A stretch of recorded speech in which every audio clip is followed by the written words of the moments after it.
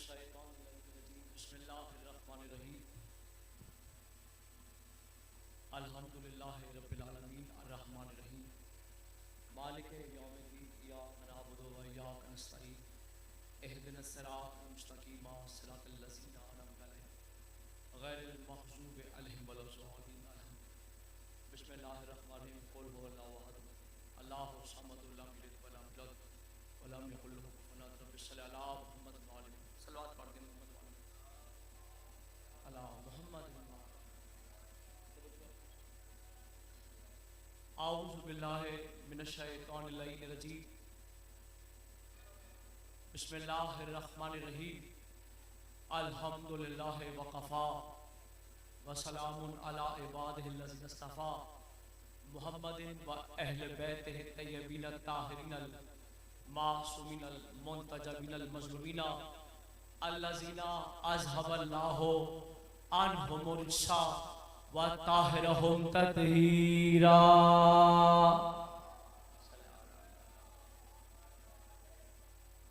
अम्मा बाद फ़क़द क़ाल अल्लाहु तआला फ़ी मुहकम किताबिल मुबीन बिस्मिल्लाहिर्रहमानिर्रहीम क़ुल फ़लिल्लाहिल हुज्जतुल बालिग़ा फ़लौ शाअ लहदाकुम अजमईन। सलवात पढ़ दे मोहम्मद वाले अल्लाहुम्मा सल्लि अला मोहम्मद वाले।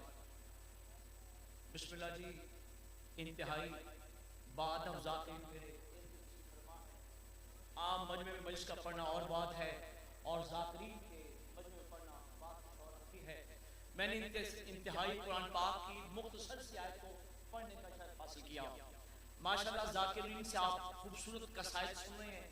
आले मोहम्मद के मेरे बाद भी बेहतरीन कसायद पढ़ने वाले ज़ाकिर मौजूद हैं। मैं बस आपके सामने एक छोटी सी आयत है जिसमें अल्लाह की तरफ से आले मोहम्मद का बहुत बड़ा कसीदा मौजूद है, बयान करना चाहता हूं। इरशाद होता है कुल फलिल्लाहिल हुज्जतुल बालिग़ा फलौ शाअ लहदाकुम अजमईन। ऐ हबीब आप कह दें फलिल्लाहिल हुज्जतुल बालिग़ा, सारी हिदायत अल्लाह के लिए है। कुल फलिल्लाहिल हुज्जतुल बालिग़ा फलौ शाअ लहदाकुम अजमईन।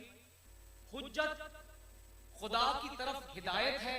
अगर अल्लाह चाहता तो सारे लोगों को खुद ब खुद हिदायत कर देता। यानी अल्लाह ने ये चाहा जो भी हिदायत पाए वो हुज्जत के वसीले से हिदायत। हुज्जत और होती है, उम्मत और होती है। हुज्जत हिदायत करती है, उम्मत हिदायत लेती है। ना हुज्जत उम्मत जैसी ना उम्मत हुज्जत जैसी तो रसूल तुम जैसे कैसे। हुज्जत जो होती है वो हुज्जत होती है, वो हिदायत देती है, उम्मत हिदायत लेती है। इंतहाई इख्तिसार के साथ आपने बहुत सारे कलाम सुने। ज़ाकिर खिदमत में 200 साल पुराना कलाम बयान करना चाहता शहंशाह सुखन सरकार मीर अनीस का, कि जिन्होंने अपने मुसद्दस में हमें बताया कि हुज्जतुल बालिग़ा कौन होता है, कायनात की सबसे बड़ी हुज्जत क्या होती है। अब उन्होंने कैसा अकीदा बयान किया, इसी के अंदर उन्होंने वजूदे खातिमुल मुरसलीन बयान कर दिया। उन्होंने कहा बेदारी और ख्वाब आपका हर हाल था यकसां। हजूर का सोना, हजूर का जागना बिल्कुल ऐसे जैसे देख रहे। बेदारी और ख्वाब आपका हर हाल था यकसां, सोने से न रहते थे मुअत्तल किसी उन्मा। जो देखते थे हजरत ना कोई देखता था इंसान।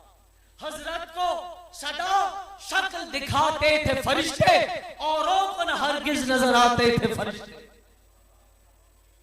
यानी हुज्जत वो होती है कि जिसे फरिश्ते नजर आते हैं।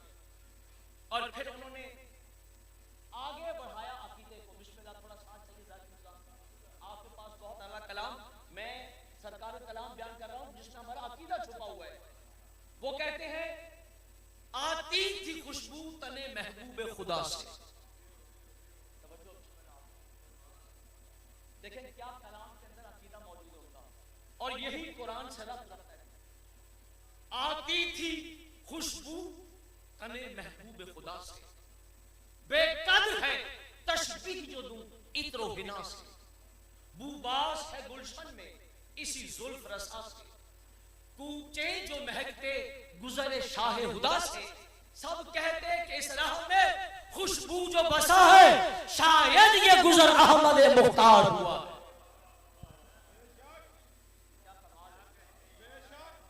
ये पहला कीदा न सोना जागना हमारे जैसा उसका।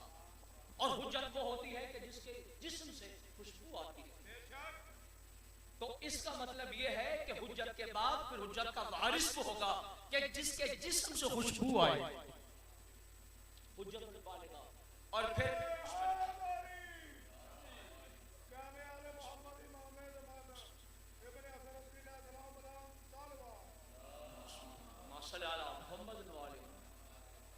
चूंकि हुज्जतुल बालिगा है, कायनात की सबसे बड़ी हुज्जत है, आम लोगों जैसे तो हो नहीं सकते।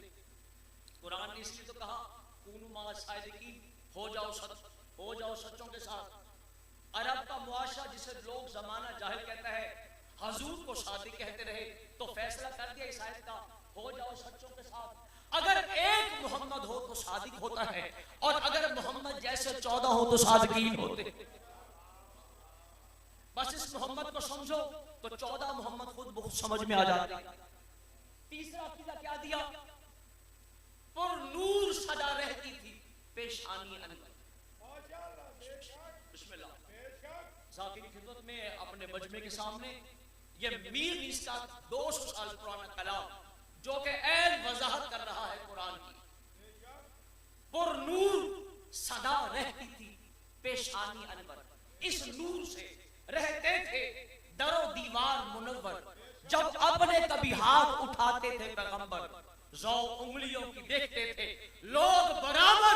उस नूर का क्या बस करूं मैं कि वो क्या था, बस नूरे खुदा नूरे खुदा नूरे खुदा। ये है हुज्जतुल बालिगा। हुज्जत हमारे जैसी नहीं होती। बस जिस शख्स ने हुज्जत को अपने जैसे समझा उसने अपने खालिक से हमेशा के लिए लानत दे। बस आखिरी हुज्जतुल बालिगा पर, क्योंकि दावा है कुरान का तो कोई दलील भी तो होनी चाहिए ना। ये हुज्जत का इख्तियार क्या होगा? परेशान तो नहीं होगा आप लोग। दावा कुरान का हुज्जतुल बालिगा, तो अब दलील क्या हो? मतवक्कल मलऊन, इस पर लानत भेजे सब। 1000 यजीद हो तो एक मतवक्कल बनता है। ये ऐसा मलऊन है कि इसने अपने जाहो जलाल के लिए एक पहरादार रखा हुआ था। जो भी शख्स इससे मिलने आता ये पहले जाकर मतवक्कल से इजाजत तलब करता कि है इजाजत मिले आपसे। वो पहरादार जो था मतवक्कल का खास शख्स था। एक मर्तबा किसी मुल्क का बादशाह उससे मिलने के लिए आया। मतवक्कल से मिलने के लिए आया बादशाह, उसके साथ 50 गुलाम थे। जब वो बादशाह आया इस मलऊन के पास तो उसने देखा कि बड़ा दरबार है, जाहो जलाल है। जाते हुए बादशाह ने इस मतवक्कल से कहा कि मेरे तो ये 50 गुलाम हैं, मैं तोहफतन मैं ये तुझे देके जा रहा हूं। तेरी खिदमत करेंगे, तेरा अदब एहतराम करेंगे, तेरे साथ खड़े होंगे, अच्छे लगेंगे। मतवक्कल ने वो 50 गुलाम कबूल कर। बताना चाहता हूं हुज्जतुल बालिगा की ताकत क्या होती है। अब वो मतवक्कल ने अपने पहरादार को बुलाया और पहरादार से कहा कि इन्हें आदाब दरबार सिखाओ, इन्हें बताओ दरबार में आना कैसे है, बादशाह है तो जाना कैसे, लोग हैं तो क्या करना है। लिहाजा 1 साल लगा उस पहरेदार को इन 50 गुलामों को आदाब दरबार समझाने के। यानी पूरा 1 साल 50 गुलामों ने आदाब दरबार सिखाया। अब मौजा देखते हैं, वो हबशी गुलाम जो पूरा 1 साल आदाब दरबार मतवक्कल के दरबार में सीखते रहे, अब क्या हुआ? आपका इमाम अली नकी अलैहिस्सलाम मोहम्मद वाले जब हुज्जतुल बालिगा आती है तो क्या होता है? इनकलाब आता है। सरकार तशरीफ लाए तो इस पहरेदार ने कहा हुजूर यहां ठहरिए, मैं जाकर मतवक्कल को आपकी इत्तला दे दूं। जब ये मतवक्कल के पास पहरेदार आया तो उसने कहा कि इमाम अली नकी आए। उसने कहा अच्छा ऐसा करो कि इमाम को उस रास्ते से लेकर आओ कि जहां वो मेरे 50 गुलाम खड़े। ताकि मेरे 50 गुलामों का और मेरा इमाम पर नाउज़ बिल्लाह रोक पड़े। जिसका बेटा हसन अस्करी हो उस पर जमाने का क्या रोक पड़ सकता है। अब इमाम को लेकर वो पहरेदार मतवक्कल के पास उस रास्ते से गुजरा जहां वो 50 गुलाम खड़े थे। जैसे ही हमारा इमाम अली नकी अलैहिस्सलाम मतवक्कल के सामने से गुजरे, वो 50 गुलाम इमाम के सामने सजदे में गिर गए। 50 के 50 गुलाम इमाम के आगे सजदे में गिर गए। बड़ी हैरत है, अली का नारा है, आवाज सुनता है, कोई बुलंद दिलों से आवाज निकाल, अल्लाहुम्मा सल्ली अला मुहम्मद। भाई मिल के सारे अभी दिलों से आवाज निकली नहीं, नारे हैदरी। भाई 50 गुलाम सजदे में गिर गए इमाम अली नकी अलैहिस्सलाम के सामने। मतवक्कल बड़ा परेशान हो गया। इमाम आए, चले गए। उसने क्या किया, उसने पहरेदार को बुलाया, कहा मैंने तुझे कहा था कि इनको आदाब दरबार सिखाओ। पूरा साल तुमने इन्हें आदाब दरबार सिखाए। ये माजरा क्या है कि इमाम अली नकी के आते ही ये 50 गुलाम उनके आगे सजदे में गिर गए। जरा पता करो ये क्या मसला है। पहरेदार ने जब पता किया तो मालूम हुआ कि ये अली के चाहने वाले हैं। उन्होंने कहा ये इमाम जिसके सामने हमने सजदा किया है ये हमारा इमाम है और हमारे मुल्क में आता है। अब मतवक्कल को बताया तो मतवक्कल ने कहा ऐसा करो, ये तो सारे शिया हैं, इन्हें आज ज़बह कर दो, नहीं तो मैं तुझे ज़बह कर दूंगा। 50 गुलाम बड़ा मौला तो बड़ा वाक़या सुनाऊंगा आपको मैं, एक सिलसिला चलता रहेगा गुफ्तगू का। 50 गुलामों को कत्ल करना मामूली सी बात नहीं है। मैंने चंद सेकंड में कह दिया, आपने सुन लिया। अली नकी के मानने वाले थे, मौला के अदब एहतराम में कत्ल हो गए। मैंने कह दिया, आपने सुन लिया। 50 के 50 गुलाम पहरेदार ने कत्ल करवा दिए। जब उसने कत्ल करवा दिए तो शाम के वक्त मतवक्कल ने इस पहरेदार को इमाम अली नकी के पास भेजा ताकि पता करे सूरत हाल। इमाम वो होता है जो दीवार के परे भी जानता है, इमाम वो होता है जो दिलों के राजों को भी जानता है। और हमारा इमाम जानता था ये पहरेदार आज क्यों आया है। पहरेदार जैसे ही आया, इमाम हुजरे में तशरीफ फरमाते, इमाम ने उसको बिठाया, बैठ गया। तो इमाम ने कहा कि तुमने उन पहरेदारों के साथ, उन गुलामों के साथ क्या किया। उसने कहा वो मतवक्कल के खिलाफ चले, उन्होंने आपकी ताज़ीम की, मतवक्कल ने आज उन्हें ज़बह करवा दिया। अब ये जैसे कहा कि मतवक्कल ने ज़बह करवा दिया, इमाम ने, साहिब लदुन्नी ने, फर्जंद मुस्तफ़ा ने, फर्जंद मुर्तज़ा ने, फर्जंद हुसैन इब्न अली ने एक मर्तबा उस पहरेदार से कहा कि उठो, इस हुजरे का पर्दा हटाओ। अब वो उठ के जैसे ही पहरेदार उठा, उसने वो पर्दा हटाया तो क्या देखा, वही 50 गुलाम बैठे कुर्सियों पर, दस्तरखान लगा है और फल खा रहे। अब वो बड़ा हैरान हुआ कि इन्हें तो आज हमने कत्ल करवा दिया था और ये यहाँ बैठे फल खा रहे हैं। बड़ा ताज्जुब हुआ, बड़ा हैरान हुआ। वापस पलटा, इमाम से कहता है कि गुलाम तो वही है मगर ये फल जो है ये इस दुनिया के नहीं है। इमाम ने मुस्कुराकर कहा जहां से ये आए हैं फल भी वहां से लेकर आए हैं। तो उसने कहा कि इन्हें तो हमने ज़बह कर दिया था, तो आपने जिंदा क्यों किया।